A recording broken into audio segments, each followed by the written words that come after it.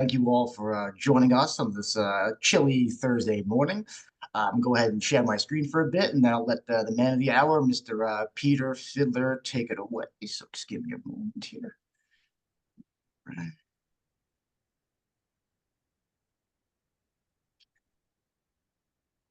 All right.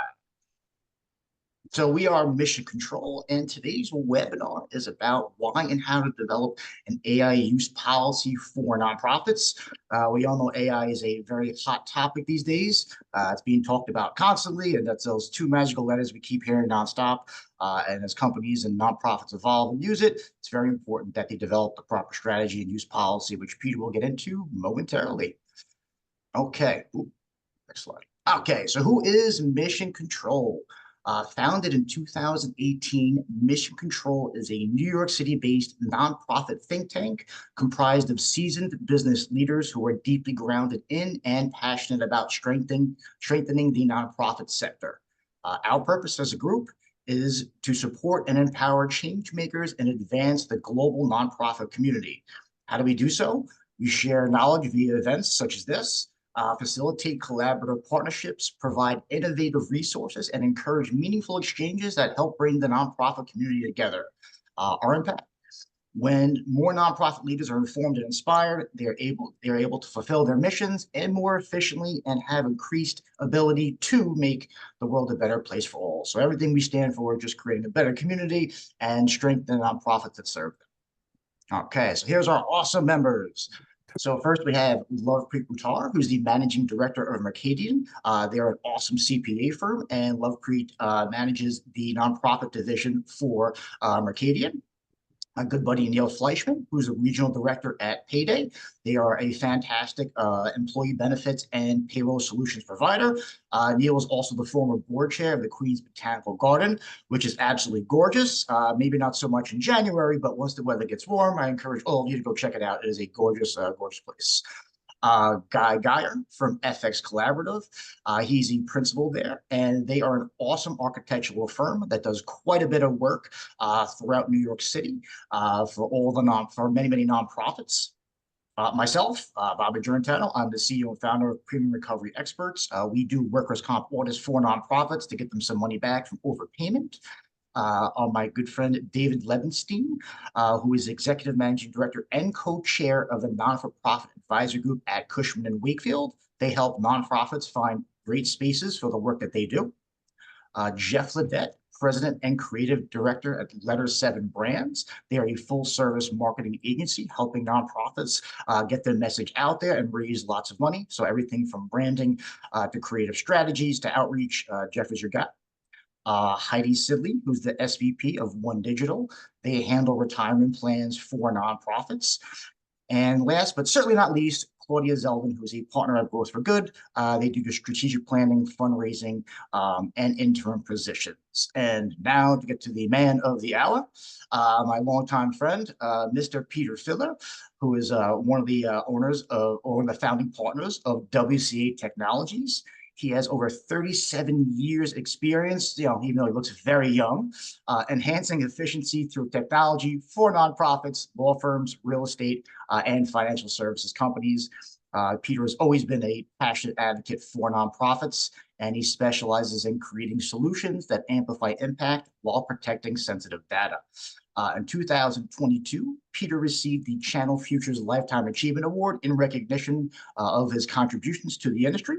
And he currently serves as the vice president of the IAMCP America's board and is active Ingram Micro SMB Alliance Council member. Whew, say that 10 times fast, you win the prize. So, but with that said, I want to hand it over to Peter because he's going to do an incredible job. If you guys do have questions, you can put them in the chat. There will be a Q&A at the end of the session. So with that said, Peter, it's all yours, bud.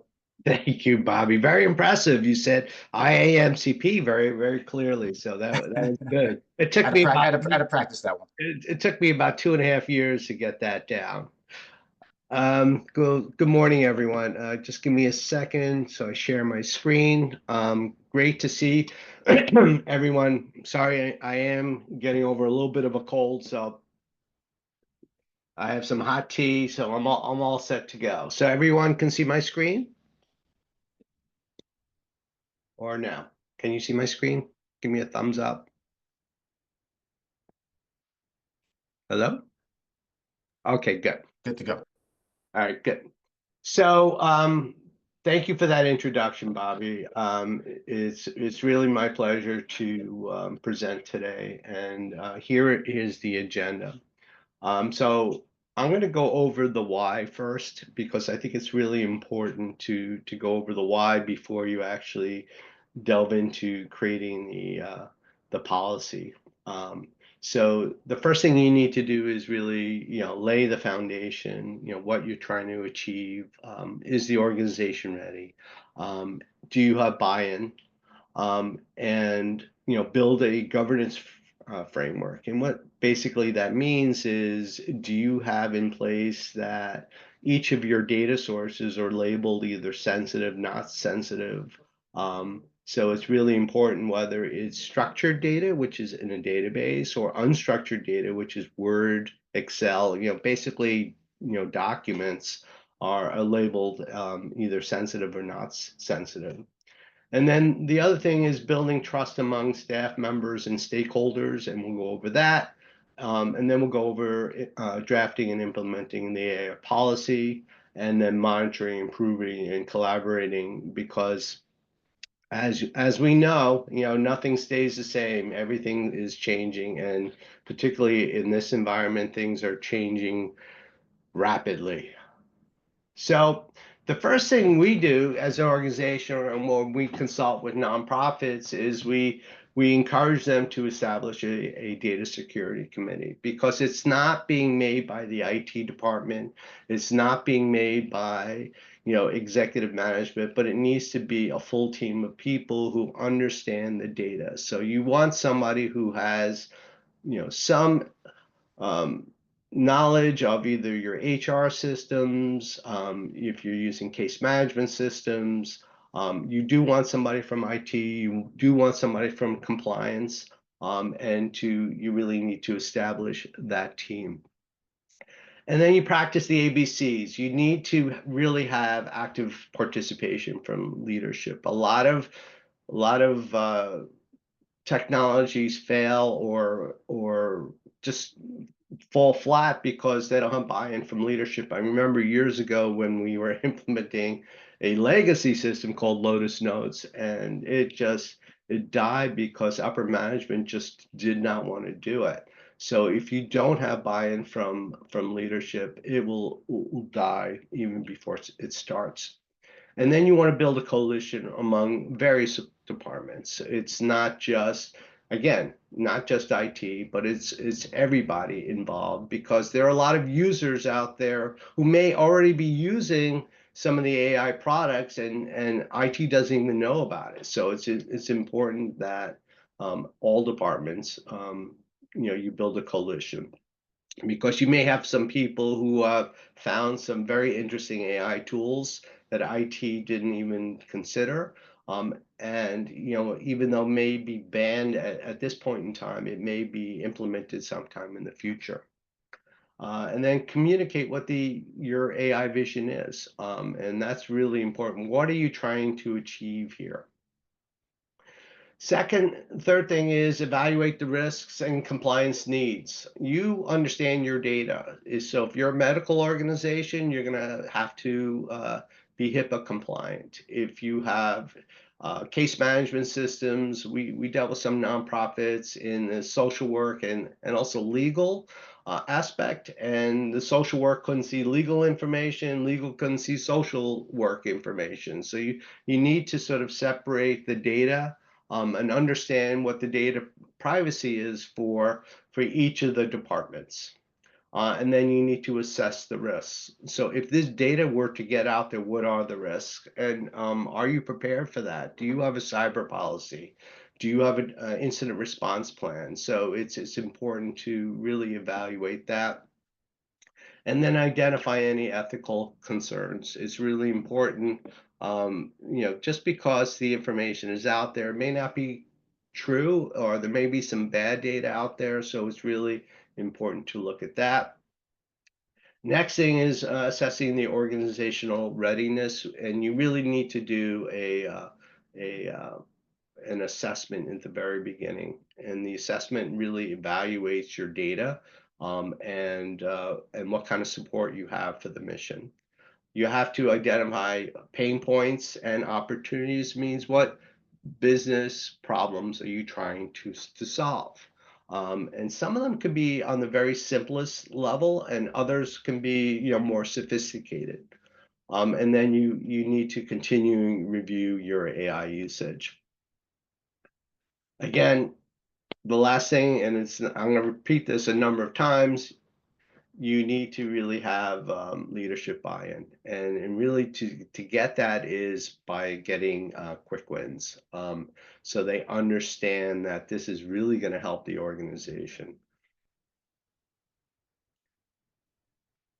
All right, so building a governance framework. Now, there are lots of tools out there that will actually evaluate your data, particularly the unstructured data, the Word, Excel, etc., because a lot of people will put data out there, and it may be personal, data that is at high risk.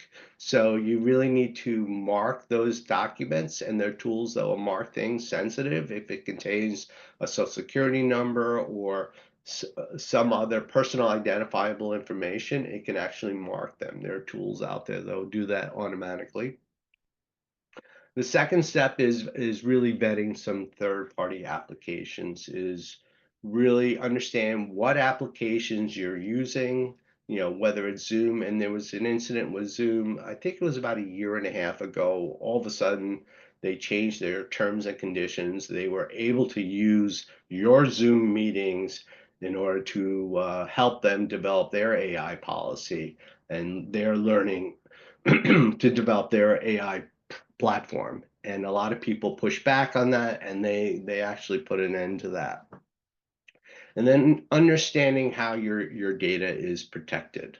A lot of people, when you're dealing with AI, and you're dealing with, sort of the legacy file server systems, your data was out there. Nobody really knew it was out there. Nobody knew it unless it was a folder called HR information or some other types of data.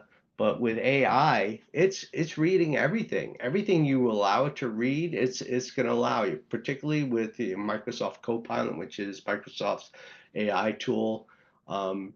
It's like full text indexing all your information and displaying the information in. So if you ask it a question, it'll give you an answer based on the data it reads, and based on the data you have access to.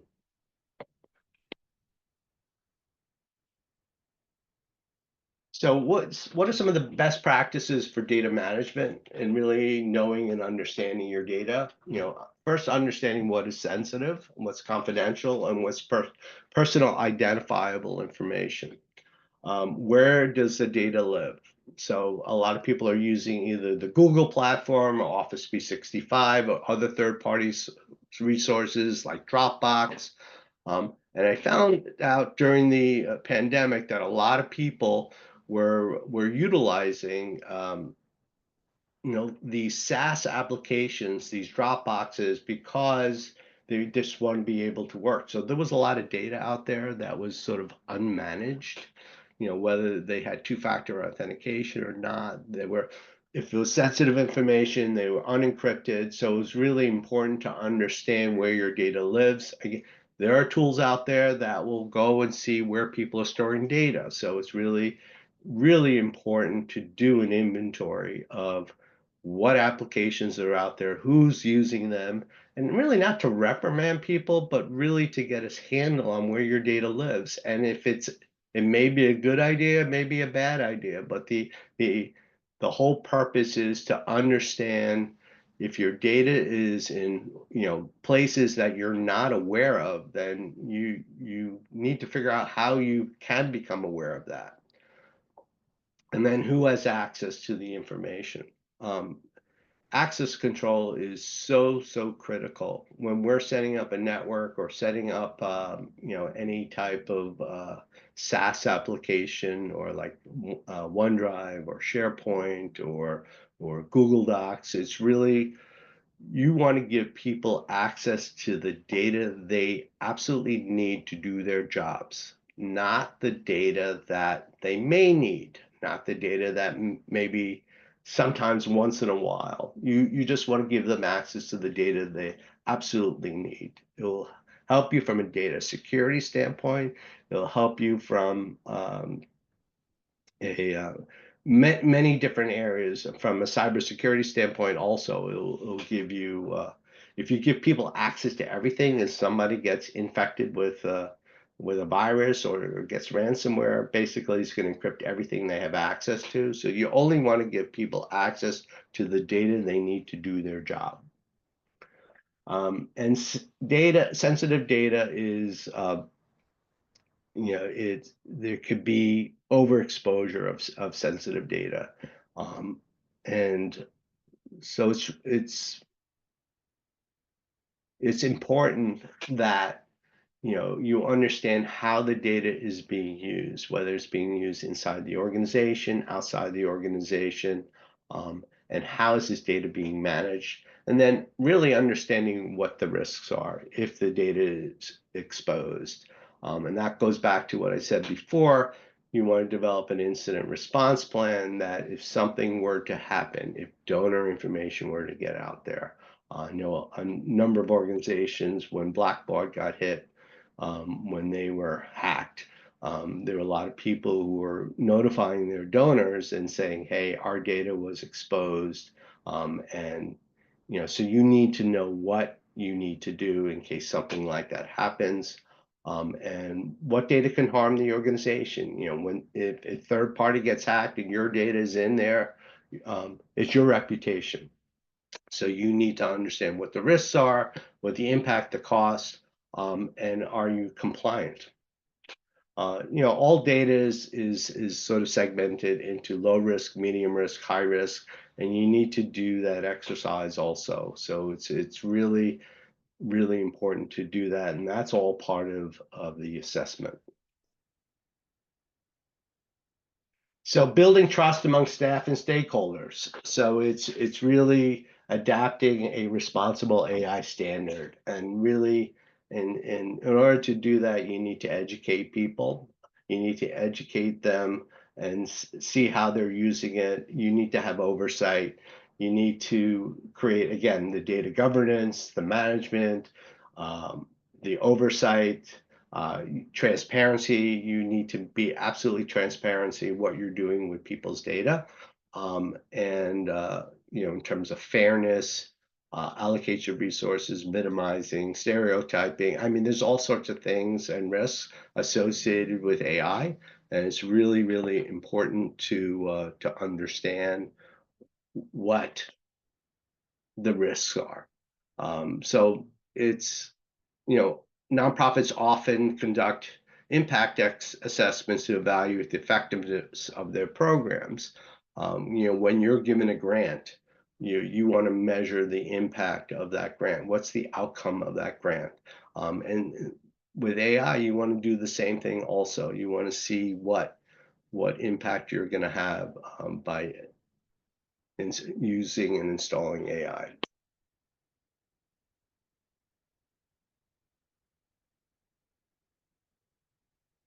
So it's really about understanding the user journey, and it's getting to that aha moment. And what is aha moment? Aha moment is what's going to make your life easier, whether it's responding to an email and utilizing AI to respond, or creating a PowerPoint. I had a very simple AI moment. I was given my renewal on Aetna. It was about 30 pages.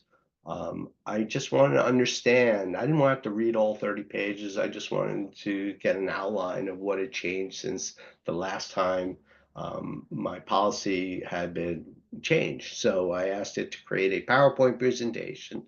It did it literally in a minute, and created a 10-slide PowerPoint highlighting the changes between the last year and this year. So, and again, I did read those sections just to verify, but that was sort of a small aha moment for me. but it's for organizations. You really need to identify, and when you're implementing AI, what those aha moments, have people communicate what those aha moments are, and how it can enhance the work that they're doing. It's pretty cool once you're utilizing AI and you get to that aha moment. And Bobby and I have had conversations about um, um, replying to emails and how to word, because sometimes you'll write an email, and it'll take you a good amount of time. And if you just jot like 2 or 3 or 4 things you want to cover in the email and you ask it to generate a reply, it could put a draft out there, and then you make it your own and you modify it. So I mean, that's just a time saver for me. And I'm encouraging Bobby to use AI for the work he's doing. It's really important to build stakeholder trust and to share transparent reports, and to provide how AI is helping, how it's helping the mission of the organization, and just show the areas where there is AI usage. In Microsoft Copilot, there are reports you can run to show who's using AI, what impact it is having on the organization.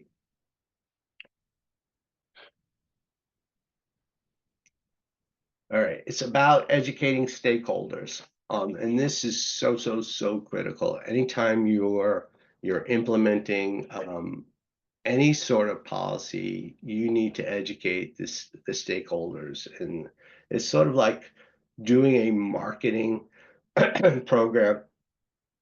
In order to get somebody to really understand what you're trying to accomplish, you need to communicate it at least 7 times.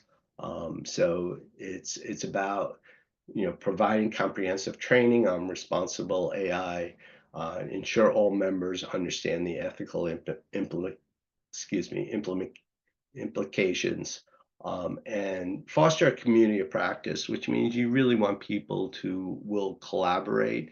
And that's why it's really important to get people together to really understand and collaborate, and so they understand how they're using AI. All right, so now let's talk about drafting and implementing the AI policy. So there are all sorts of organizations. You know, I've dealt with some law firms who have shut down all AI capabilities. They just, they shut down ChatGPT because there's a lot at risk. You have a lawyer who had one time used ChatGPT to create a brief, and it was absolutely incorrect, and he was sanctioned by the judge and punished for that. There is bad information out there. So it's really, really important to define what is an approved AI use case. In some cases, there's some nonprofits that say, okay, you can only do it to create reply to emails, or writing a thank you note, or generating interview questions, or first draft of job descriptions, or generating text from provided facts. So it's really important. I've created so in the policy, it's really important to define and give examples what is accepted in the organization. And this is when you actually create that first AI draft, and it's always going to be a working document. It's going to change over time, because you may have people who come up with new and innovative ways of utilizing AI, and you want to be able to, after vetting it, add it to the AI policy. So you want to roll out a pilot program. So you roll out your AI tools in a controlled environment, and then you get feedback to test the policy's effectiveness. So you really want to get feedback and refine the policy as needed. Um, and so that's just the second thing. So the policies should include the scope or the purpose, AI approved cases, where and to whom the policy applies to, whether it's all employees, contractors, third-party partners, or even volunteers. If you have a volunteer who uses AI and they're part of your organization, this needs to apply to them also. You need to establish an ethics committee responsible for overseeing the implementation and adherence to the policy. And you need to have clear roles and responsibility for those individuals. So it's really important to, once you create the policy, it's not going to stick in a drawer, but you need to actually enforce that. You need to involve your stakeholders also, which means engaging staff, donors, beneficiaries in shaping and understanding AI usage. And that includes, if you're going to create accountability, you need to have audit trails based on everything. So the roles need to be defined. You have your ethical principles, transparency, fairness. You want to make sure that there's no bias. I know that in certain organizations, there had bias in their hiring practice where it was favoring male and non-minority workers. So they had to change that in their AI policy and actually redo it. Data management. I want to talk about this for a second because if you have a lot of bad data out there, you're going to get a lot of bad results. So it's really, really important that the data you have out there is quality. The old thing, garbage in, garbage out. Though this applies here also. So you have to make sure that your data management is up to par. Data security, which we talked about, data governance, risk management, training and awareness, monitoring and evaluation, compliance and reporting and feedback. So we talked about use cases, whether it's personal outreach, matching volunteers, scheduling, coordination, employee onboarding, accepted and prohibited usage, data privacy, and security. But if you really want to break down, and we're going to include a AI policy, a sample document after this. I actually had a slide on here, but it was so tiny that we just pulled it off, but we'll be happy to send that out. But the policy really needs to have the purpose, the policy, the scope, the guidelines for use, what's an appropriate use, and then how do you monitor that. Again, compliance in intellectual property. It's really important that you're not breaking any copyright laws. So you don't want to use copyright material in a way where you're going to get in trouble. And then you want to define what prohibitive uses there are, whether it's utilizing confidential data or so it's really important that you identify the areas where you don't want people to use AI. And then you actually have to test for accuracy and reliability and avoid bias and discrimination. The monitoring is important, and you absolutely need to do some. If there are people who are violating these policies, you need to have a reporting mechanism to report them, and there needs to be some clear consequence for them. A lot of organizations are very strict about it. Again, we had the law firm. They absolutely prohibit the use of AI in anything. And if people utilize it, they will either be, warned or terminated if it's a repeat offense. So you really need to be clear about what the policy is and what the consequence is if you don't follow policy. And again, it needs to be um, adjustable, where you may find new technologies somewhere down the road and you want to be able to incorporate those. So you really need to monitor, improve, collaborate. You need to monitor all your AI usage. So you want to make sure what the impact is, whether you're being fair or not, and whether you're being compliant. Dashboards and feedback loops to track adoption and effectiveness. There are some charts that you can put together. Again, with Microsoft Copilot, there's all sorts of information that is tracking what users are doing.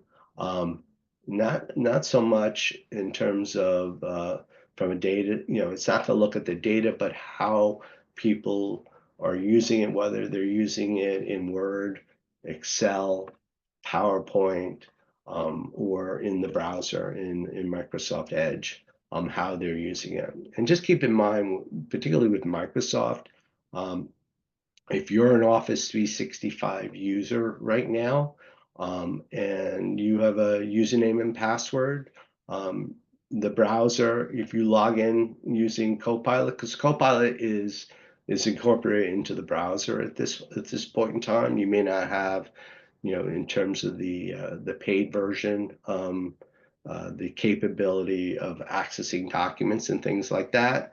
But for everything else, in terms of internet searches, it is a very safe way of searching for things, because none of your data is going to be leaked.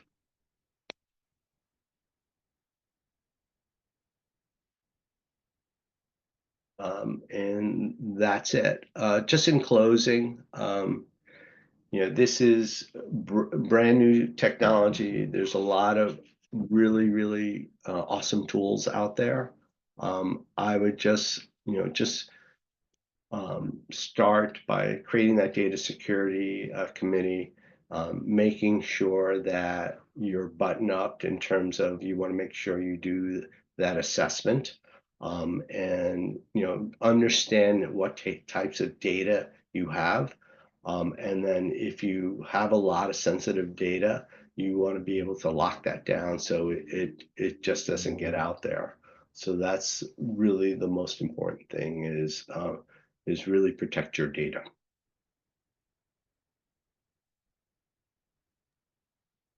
All right. Thank you, Peter. All right. We have a question in the chat.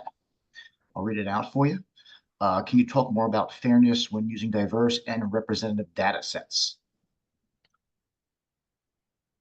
Fairness. So you really need to understand what the data sets are. So I don't have any experience with bias data sets, but there are some data sets that are out there that are lean towards either one group of people or another group of people. I know when I think it was Amazon did their hiring practice, they found out that from, and I'm not quite sure where they were getting their data sets from, but they found out they weren't being fair in their hiring practice in terms of you scanning through resumes and the types of words they were looking for. So it was, sort of matching that against and say, okay, we're only pulling up white males. So maybe we need to adjust that. Maybe we're asking the wrong questions. So it's all about the prompts too and what you're asking for. So a prompt is basically, and you can get very detailed with prompts and very sophisticated with prompts. And prompts are the questions you ask your data. So it could have happened on the front end in terms of what prompts they were asking for, or it could have happened on the back end where the data sets they were accessing were biased. Okay. As a second part to the question, what are some super safe, ethical, and innovative ways that nonprofits are using AI for fundraising? That is a great question. So I don't know. I just know that, I've been doing some reading about how, you know, I was reading something that about 80% of the people of the funds that you get come from less than 15% of your donors.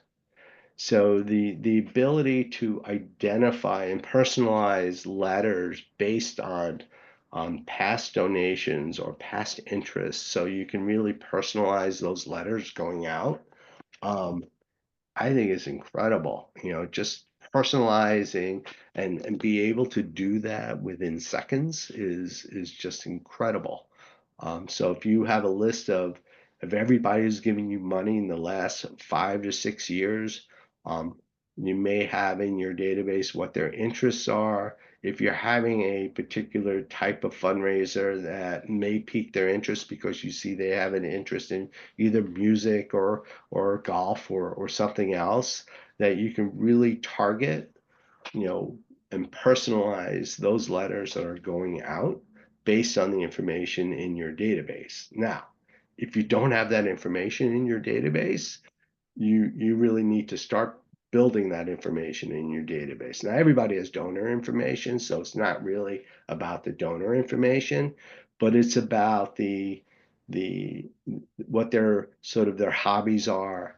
If there was a conversation that somebody had that they would be interested in helping with um, a either a fundraiser, because I went to one of my nonprofits probably about 2 3 years ago, and I asked them, how can I be more involved, how can I'd like to get more involved, and then I didn't hear from them. It's but just being able to capture that information and just being aware, and I think that awareness of and personalizing any sort of letter that goes out to your funders will make a big difference. Cool. Awesome. All right. Question from Charlie. The framework you presented is thorough and clear, but also time consuming. And the question is, do you have a recommendation for a starter policy for organizations that want to embrace AI use and learning in a safe way and create some guidelines around that while we develop a more thorough, comprehensive policy? Yes. I'm saying we're going to send out a sample, and what I'll encourage you to do is just modify it and you make it your own. Because it's sort of going to be a generic policy. So we'll send something out. I don't know who we'll send it to, but we'll make sure you get it out there. And you just want to make sure you have those guidelines, and the things that you really, really need to focus on are really appropriate uses and uses that you absolutely don't want people to use. So if you don't want people to use ChatGPT, because there's a fear of some of your data getting out there, then state that. But I would encourage you just to be able to monitor whatever you're doing. And there are, uh, I'll call them DNS, is my first technical term today. DNS tools out there, which basically means that when you put in a web address, and you want to block it, you can actually block it. So I would talk to your people in IT that if you want to block certain sites, because you don't want people going into them, that you should do that. So it's not just creating that document, but also being able to sort of put some sort of controls in place that you're not creating sort of the wild west out there. Cool. So Harold asked for your thoughts. With the increasing digital world complexity and security risks with AI and quantum computing lurking just down the block, I'd appreciate your thoughts because he believes from a security view, the whole digital world is in major react mode. So what are your thoughts on that? Say the last sentence again. I'm sorry, I missed that. Yes. So from a security view, the whole digital world is in major react mode. So he wanted your thoughts on the increased digital world complexity, security risk with AI and quantum computing. I mean, you really need to. I mean, that's why you need to do your assessment, and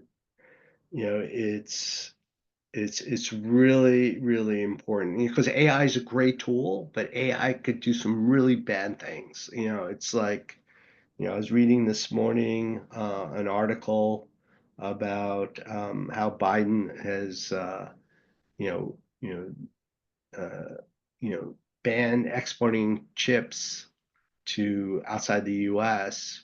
Um, because he's afraid. These chips are actually to create powerful AI systems, and he wants to keep that in the U.S. for now.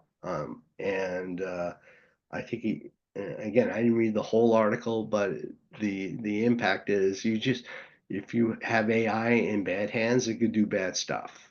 It could take your image, Bobby, and have you say, things that you would never say in a million years. That's sort of the downside, but there needs to be um, the capability to verify data and verify data sources. That's the important thing.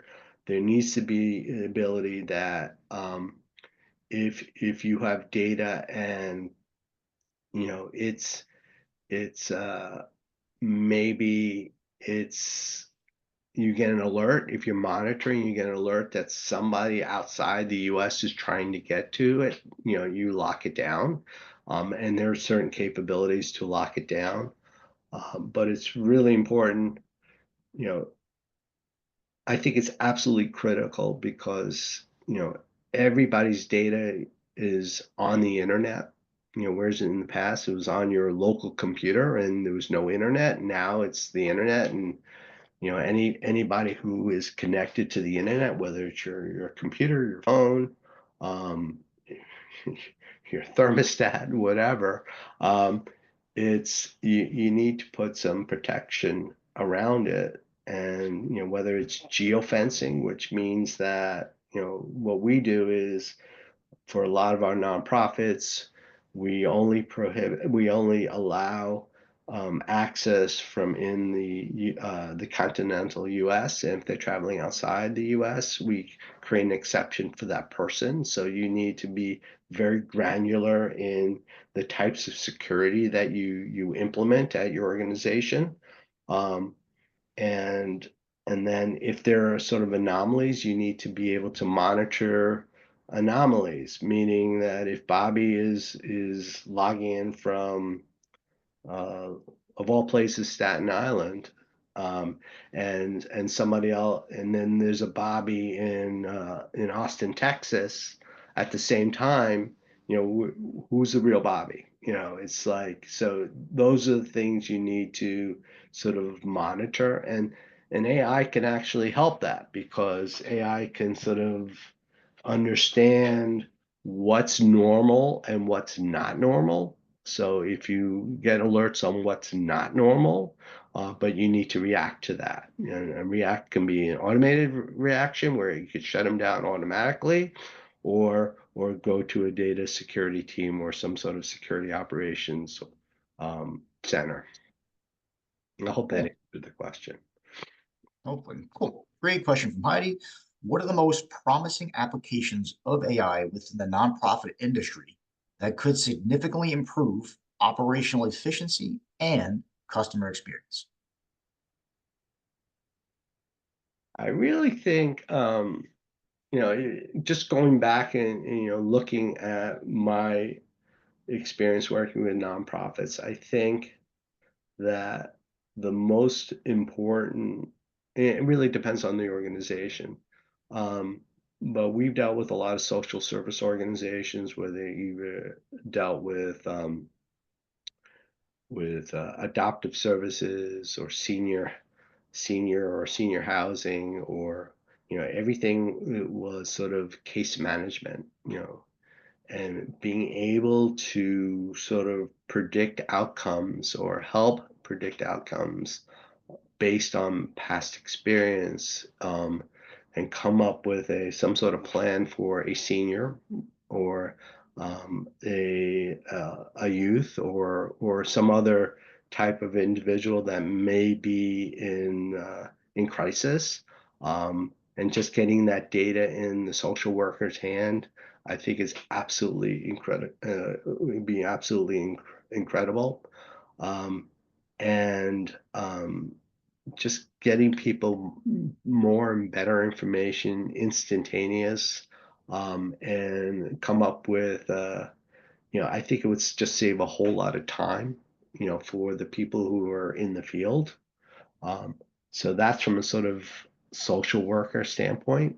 And from operations standpoint, you know and this the whole hiring process, onboarding and offboarding, has got to be the most labor intensive process there is. And I think that's where it could really have the biggest impact, in terms of scanning through resumes or creating job descriptions, um, and the actual hiring process, and then the onboarding. It's not only onboarding in terms of here's our policies and procedures, here's your health benefits, here's your wages, just the typical things that you go through, with on the when you're onboarding an employee, but the whole orientation process, can be automated.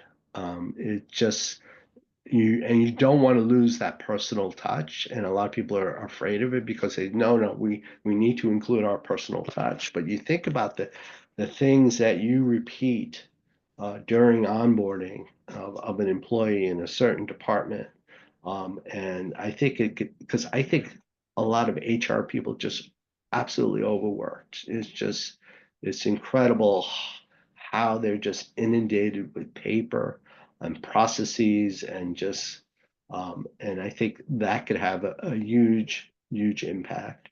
And then offboarding also the same type of thing, in terms of how you offboard, you know, who has access to their data, in terms of, it's, transferring of knowledge from that person to whoever's taking their place is critical. But I think HR can have a really big impact. And then just from an operational standpoint, anything that involves paper, in terms of reimbursement of expenses, in terms of applying for grants, and how to create a proposal for a grant when you're applying at a foundation. And I think the ability to report outcomes, to the funder in a way that is just not going to kill your organization can make the biggest impact. Because if people are giving you money, they want to see results and they want to see what the outcomes are. And if you can show them what the outcomes are and you're making a big impact, then you know what, you're next time they offer that same grant, you're going to be way ahead of the curve there. So I think people who really embrace AI, on that aspect, in terms of I'll call it grant management and implementing grants and producing outcomes, I think is going to be huge. All right, folks. Any last questions before we wrap it up? I'll give it a moment to see if anyone has any remaining questions. All right. Very cool. Give it another 10 or 15 seconds just to see if anyone's typing. Do like myself, they type slow. But very informative, very helpful, and obviously we can all see that AI is something that's constantly evolving, constantly changing. I thought you did a great job, sir. So cool. Okay, good. So for the folks that are on the webinar, we thank you very, very much for attending. And please stay tuned for the person that invited you to join for future events, future webinars, and just other great things that can not only help you but help your nonprofits. So everyone, have a great rest of your day. Stay warm, and hopefully we'll see you all soon.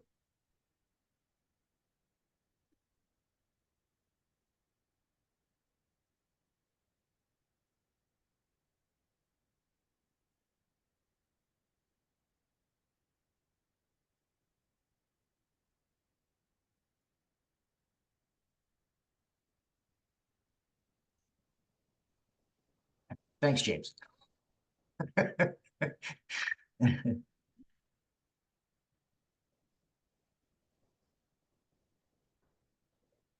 Your dog. Yeah. She's flopping around doing the thing. So you did good, sir. Very good. So Thanks. thank you very much. You rock. You're the best. Everyone. Yes. All went All good. the participants are gone now. We're left with Just Heidi, us. Peter, Bobby, and that's it. Martha too, but she's been on mute and on her way to a funeral, unfortunately. Yeah. So cool. I thought it was well done. You did great, brother. Went smooth. Everyone was very receptive to the information. So I guess there was something you want to send out to everybody. I guess that you would send it to the group, and I guess you would distribute it to our individual guests. I guess I don't know.